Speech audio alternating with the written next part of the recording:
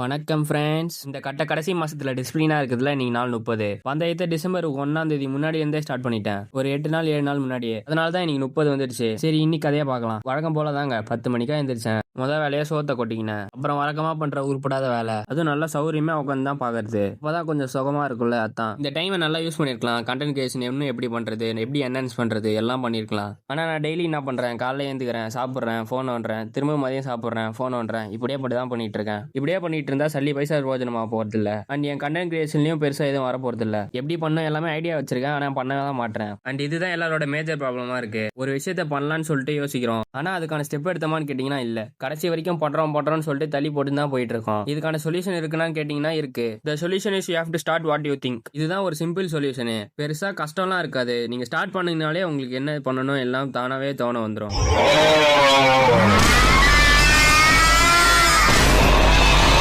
இல்லைனா இப்படிதான் கடைசி வரைக்கும் ஜிம்ல உட்காந்து ஃபோன் தான் நோண்ட முடியும். என்னடா அவனை இப்படி பேசுறேன்னு நினைச்சுக்காதீங்க. அவன் என் ஃப்ரெண்டு தான். நான் கூப்பிட்டேன்னு சும்மா ஜிம்முக்கு வந்தான். ஏன் அவன் கூட ஒரு ஐடியா வச்சிருக்கான் என்ன பண்ணணும்னு. அவனும் என்ன மாதிரி தான் இன்னும் இம்ப்ளிமெண்ட் பண்ணாம சுத்திட்டு இருக்கான். ஸோ லிட்டரலி இப்படிதான் சுத்திட்டு இருக்கோம். ஸோ இதுக்கான சொல்யூஷனும் சொல்லியாச்சு. இனிமே உங்க இஷ்டம். நானும் கண்டென்ட் கிரியேஷன் 12th இருந்தே ஸ்டார்ட் பண்ணணும் தான் யோசிச்சுட்டு இருந்தேன். கடைசி வரைக்கும் ஸ்டார்ட் பண்ணணும்னே யோசிச்சுட்டு இருந்தவன் இதோ இப்பதான் ரீசெண்டா ஸ்டார்ட் பண்ணேன். ஸ்டார்ட் பண்ணும்போது எனக்கு ஒண்ணுமே தெரியாது. ஆனா ஒண்ணுமே தெரியாம இருந்ததுக்கு இந்த 3 மாசத்துல ஓரளவுக்கு கத்துக்கிட்டேன். இப்போ ஓரளவுக்கு போயிட்டு இருக்கு. இதை இன்னும் பூஸ்ட் பண்ணுன்றது தான் என்னோட கோலே. ஸோ ஜஸ்ட் ஸ்டார்ட் பண்ணுங்க.